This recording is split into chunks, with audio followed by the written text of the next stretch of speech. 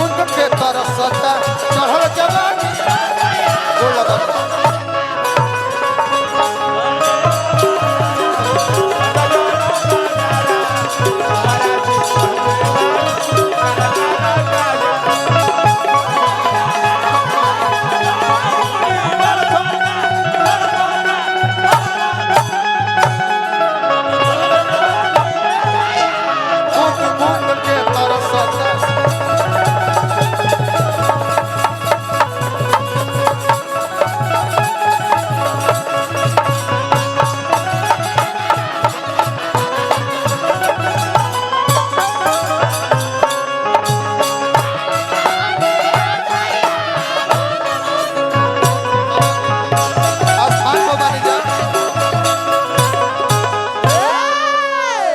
मेरे चुनू बाबा ने बजौनी हाँ का मोर चढ़ल जवानी ये राजा राजा बूंद बूंद के तरसत कृपया चुआइए 2 बूंद पोलियो लिखा फिर हमारा गनु बाबा पुरस्कार हमनी के देने तनी कमे कदी होमिंग ना करे बार बार बाबा के गोड़ लगनी है अभी हमनी के पूरा टीम के गार्जियन और फटाफट कंपनी के संयोजक बालेश्वर स्टूडियो के मलिकार हमने अमित बाबा उपस्थित बने बाबा तो गोमाला पहना के हम ले ली बाबा नहीं है कंपनी में बैठले रहनी अखिलेश बाबा के चाह के तनी रवो खड़ा हो जाए अमिताभ नंद बाबा है अखिलेश बाबा ना है दूसरा जगह जानी जा आई गर्जीवन लोकल बन के महाराज हेलो तनी कौआ चाहे हल्का सा रवा का ना होई को हुआ सब मंगत मनिकापुर से हमने के प्रधान जी उपस्थित बने तन की सलेली 2 मिनट यहाँ के आदमी चिन्ह के बाना महात्मो बाबा के आदमी के चिन्ह हल्का के कम से कम चिन्ह ती तरह गड़िया घिचा दे का प्रभुनाथ भैया सत्यनारायण मास्टर साहब बसरकापुर आए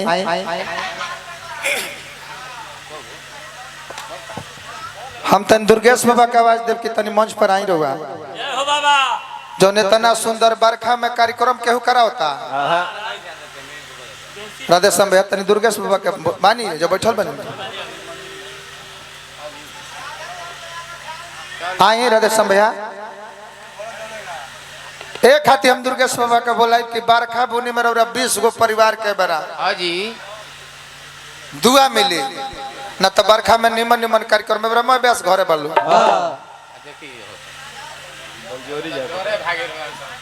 डरे 6 बजे आकर बाबा काथी के डर कि कहीं माझी पुल पार करे के बा टूट जाई तो बहा जाते हो यही के चलते यहाँ के सकरा है अघनिया ना बहाय ना दिए दो चलिए तनी गीत संगीत कर चल जाओ सब बातें कर बाकी बाबा रौरा विप्र समाज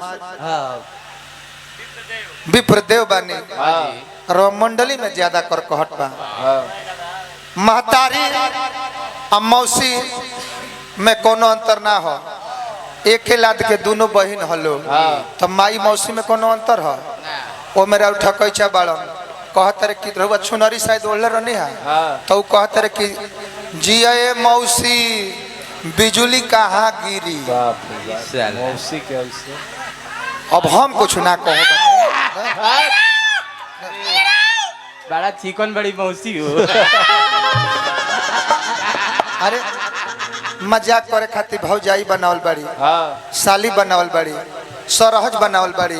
सार बनावल बड़े मौसी से जीवन में पहले बेर मजाक कैल हम एगो लड़का के देखनी तो मन करत कि हम थूक के ओकरा के वही में कहीं के लुटिया के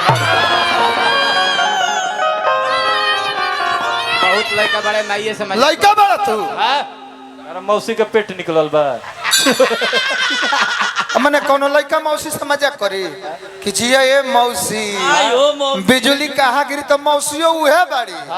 कहते कि तारा दादा के कॉलेज पर एक पीढ़ी आगा बढ़ जाता रही गोड़ लगन डर लगता कि हम मर जाए में जाओ गावत गावत हाँ तो दुर्गेश बाबा के पाप ना लगी है जो गंगा जी बड़ी फेंक देव सब है हाँ बाकी रोबा का अगर मुआइयो दिहल जाए तो गांव भर से पूजवावे लगो वो ना दे उलट के भाई देखिता दुर्गेश बाबा हमने क्या पंकज बाबा अगर आवाज सुनत होखी तो तनी चली आई सब है हाई गोनू बाबा के भी आग्रह बा हमरो आग्रह बा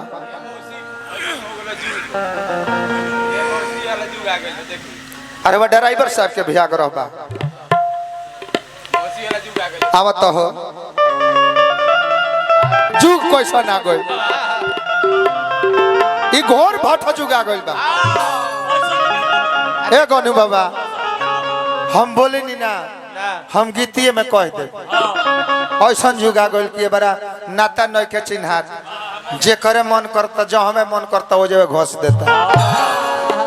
बजावे के चाहिए अरे बीतल कल जुगा मायाइल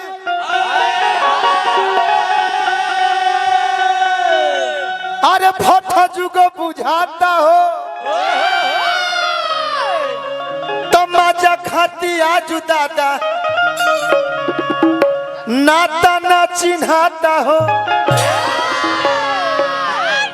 जिया मौसी बिजली कहाँ गिरी तारा बाबू के कॉलेज पर कहता रहे धन्य रे बेटा जा साफ छे छड़ा हो गई बड़ा तो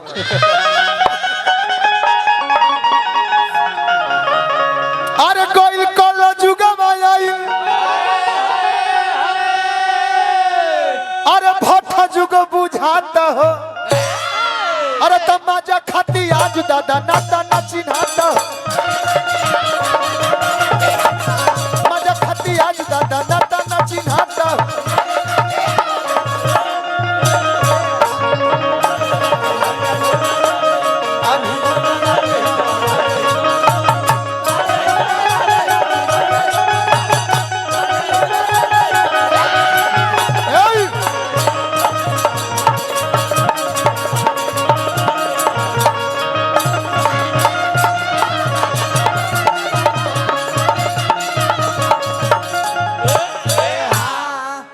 मजा खाती आज दादा नाता ना चिन्हाता हो कहा कहता नहीं ऐसा देखे सुने के अब मिलत रहे कभी ना तो ऐसा देखे सुने के मिलत रहे कभी ना ऐसा देखे सुने के मिलत रहे कभी ना ऐसा के लोग राधे सब भाई मामी से बियाह आज करता रे भगिना 45 बरिस के मामी मोटका चका आ 12 बरिस के भगिने के लेके भाग गई अब मीडिया वाला पूछता था वो मामी जी कैसा भगिना मजा दे रहता हाचा होच दे ये गलती कहता नहीं ये वायरल घटना बा जे भी ना का भाई लोग जे मोबाइल चलावता इस सब को जानता आ के कर देना का ए मौसी अरे अरे बेटा ये तो भाग मनाई कि कल राखी बना तो बहनों से मजाक कर देती जिला पंचायत वार्ड नंबर 55 में इस बार यश बाबा का घोड़ा दौड़ेगा राधे श्याम यादव छात्र नेता छोड़ेगा फिर राधे श्याम भैया पर रवो सब ध्यान दी हमनी के तब अरवा ढेर वोट से ना तनिए मुन वोट से हार रहने तो लिए बेरी के जस बाबा करस कि इतना वोट से जीतेगी गिनती करे वाला लोग के माने पानी पियत पियत मुंह दुखा जा ओई कहता कि मिर्गी आ जाए बोका है करे तो गिनती बंद कर देबे बबुआ हो ऐसा देखे सुने के मिलत रहे कभी ना अम्मा मी से बियाह है करता रे भगिना मम्मी से बियाह है करता रे भगिना ये कहे गनु बाबा ये कहे 500 का लाइन लगा देने कलकार राजा हो जाला भैया कर हालांकि ये दिल में बहुत व्यासन के भीड़ बा फिर भी ये दिलवा में तनी मुनी देहातियों के जगह ही बा हम अपना के बड़ भागी समझिले बाबा के बार बार गोड़ लगत नहीं आशीर्वाद के कामना बा वाह और ही भाई अरे सासू के दामाद लेके अरे देखो भागल जाता हो अलीगढ़ घटना हरा दे सब पहले अंगना में साली माने दुल्हा जाई लो नु अंगना में तो साली के छोड़वावल जात रहे कि बियाह करे आइल बा कतनी मुनि मेहररुआ से सुंदर सलिया होई तो काजे ने दुल्हावा के मन ने जाइल अब तो ऐसा जुग आ गइल अमित बाबा कि अब तो सासुए के छोड़वावे के पड़ी न तो कौना दामाद के मन खराब होई कौना सास के लेके भाग जाए कौन आई यूट्यूब पर अशोक यादव जी भुवर यादव जी हमरा के पुरस्कार दिल बनी हार्दिक अभिनंदन बा बाबूजी अरे सासू के दामाद लेके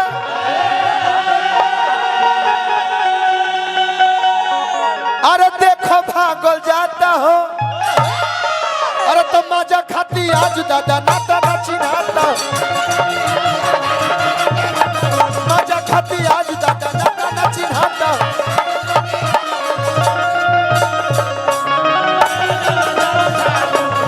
अब छतुए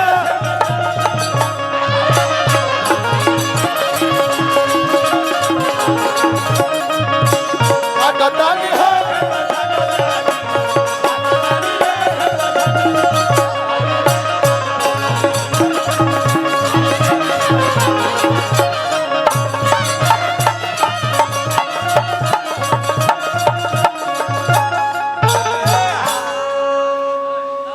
धन्यवाद रोवा के जस बाबा के कुल परिवार की ओर से विजेंद्र दुबे बाबा पूर्व प्रधान नारायण दुबे बाबा बुधू दुबे बाबा आई बानर बाबा न खिलो को जी कहाँ बने हम चाहता नहीं कि कम से कम हई प्रभुनाथ बाबा से भेंट कराओ जाओ बानर बाबा के हमारा अनुभव गोनू बाबा फिर 500 रुपया पुरस्कार हमरा के दिल बनी रउआ के बाबा ये खातिर धन्यवाद दे कि बैठल वहाँ के रुपया देनी हम तो मेहनत करके लेते नहीं वहाँ के सूतियों के कमानी खचा खच पैसा और बाबा बुआ बाबा के गोड़ लगन यहाँ आशीर्वाद के कामना बा का बा आई हम केहू के केहू आज ठीक ठीक ठीक ठीक गोनू बाबा के कोनो काम बा इतना सेवा देनी बहुत बा बार बार हम प्रणाम करम आशीर्वाद के कामना बा और हमरा कोटेदार साहब बंटी बाबा कोटवा में हैदरा से चल के आइल बनी हार्दिक हार्दिक प्रणाम बा तो केहू के केहू आज करत नहीं खमाना हो केहू के केहू आज करत नहीं खमाना केहू के केहू आज करत नहीं खमाना केहू से केहू एबरा मजाक कुछ कर देता केहू मना करता अभी मजाक कैल केहू मना कैल यही से भ्रष्टाचार बढ़ल जाता केहू के केहू आज करत नहीं खमाना हो अब बियाहल में हरी हो आज हो तारी दीवाना हो बियाहल में हरी हो आज हो तारी दीवाना हो बियाहल में हरी हो आज हो तारी दीवाना हो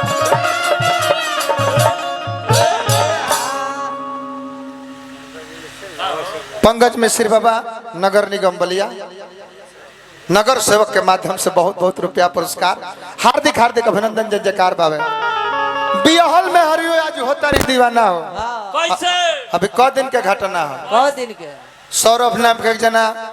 नौकरी करते रहे विदेश आ उनकर मेहरारू मुस्कान एगो लड़की के माई रही है आ एगो साहिल नाम के लड़का से प्यार कर ली मर्दा आइल बाहर से आ ये दादा मर्दा के काट के 15 टुकी आ ड्राम में भर दलस आ सीमेंट से जाम तोरा जुके गाड़ी मार विचार करी अगर उचित दंड मुस्कान के मिल रही तो फिर है नया पे एगो सोनम ना तैयार भई रहते इस सुहाग रात मनवावे खातिर लेके जाता रही सब मेगा अपना लवर के बोला के पहाड़े पर से फेंकवा देता। अभी हमारा गांव के बगल के कांड है परसों के अपने मर्द के काट के असहतवार थाना में हाजिर हो गई। कौन नया बात भी है? डर लगता है दादा अब हम का कौन। अरे लवर खाती बनर टुकी अरे लवर खाती बनर टुकी अरे हाय मरदे कटाता हो तमाजा खाती आज दादा नाता चिन्हाता मजा खाती आज दादा नाता चिन्हाता।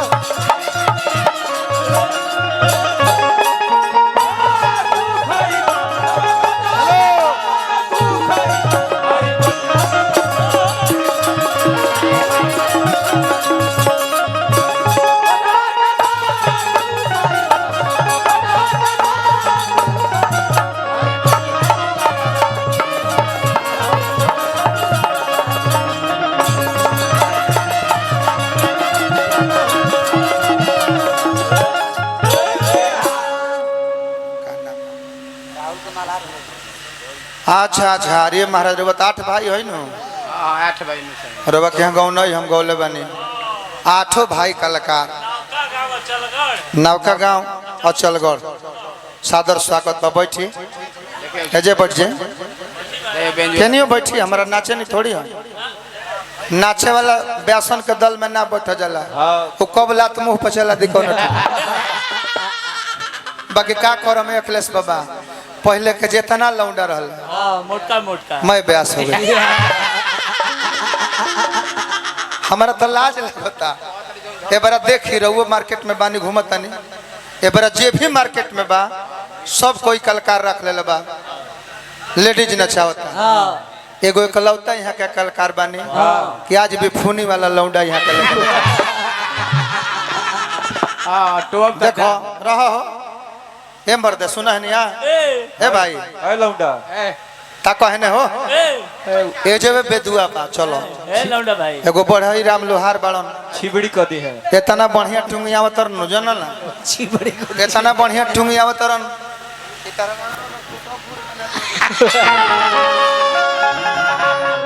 मैं ठीक तू चल खाली हिले लागत है। ए जे बेदुआ बेदुआ चल काम कोई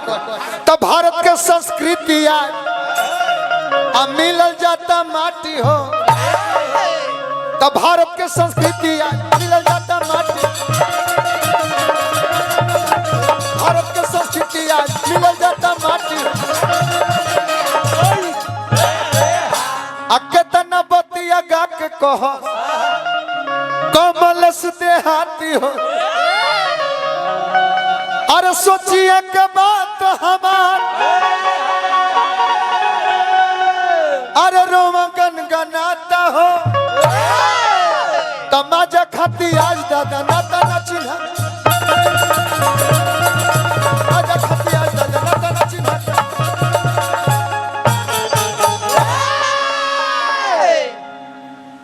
इतनी मन व्यवस्था हमारे दुर्गेश बाबा नहीं है कि ना अभी इतनी मन व्यवस्था बाबा छोटका बाबा का नाम हम नहीं जानते का नाम वहाँ बाबा ओम बाबा ओम बाबा है निमन व्यवस्था बा आ ना तो अपना आँखी के देखल बताओ तनी एक दिन टाली पर नाच होते रहे है टलिया पर आ 4 गो टाली लगा के वही पर नाच होते रहे आ वो घड़ी बादल मामा के गाना हिट कैले रहे कहती ना बाकी यहाँ के नाचो तनी तो हमारा कहे के पड़ता 4 गो रहल 4 गो ऐसा के लौंडा फुरी वाला मोटे मोटे ओए दादा गाना कौन बजत रहे एसी वाला कि चढ़ल जवानिया में कुल कुल ठंडा अरे बेसी खो जाता ए राजा लाई दम अडल विदेश रहना बेसी खो जाता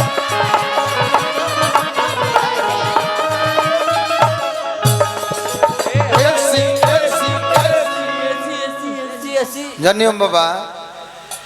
तनी मनी बढ़ जाए ना बताओ तनी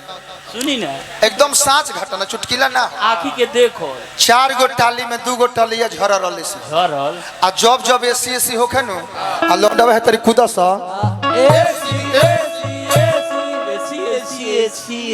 तो 2 गो टलिया तो ठीक रहे बाकी जौन झर रहे 2 गो टलिया ओही में 2 गो लौंडा चू गइल सा चू गइल सन माने गिर गइल सा अच्छा अब गांव के लोग भाई डॉक्टरी कहाँ से समियाना में राउटी नहीं होला हाँ सेक्स भवन ग्रीन रूम टांग के ले गइलो दवाई सुई गांव के डॉक्टर कइलो हाँ बाकी छोटका लइका देखल रहल सा हाँ तो खोजत रह सके भाई 4 गो लौंडा रह सा आ 2 गो लौको तरह सा 2 गो कहाँ गइल सा हाँ जानी सरल बाबा तो अब जा सा लइका वा रौटिया के हैं आ जाके कह सा हे लौंडा लौंडा फुनिया एसी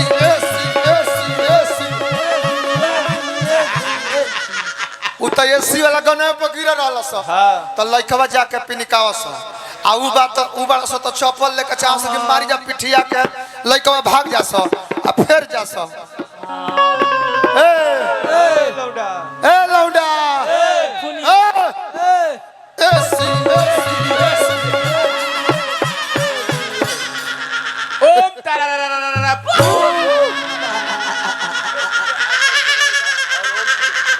दुर्गेश बाबा हमारा आत्मा बाबा का लड़का बानी हमने के ओम बाबा बहुत रुपया पुरस्कार देने आज ओम बाबा हम बड़ा सकेता पर जेते अगर टाली रहे हाँ आई जे तरी नाचता लो दोनों जने व्यवस्था वाला हलो अगर इच्छू जाइत लो तो हमारा अकेला ही गावे के पड़ी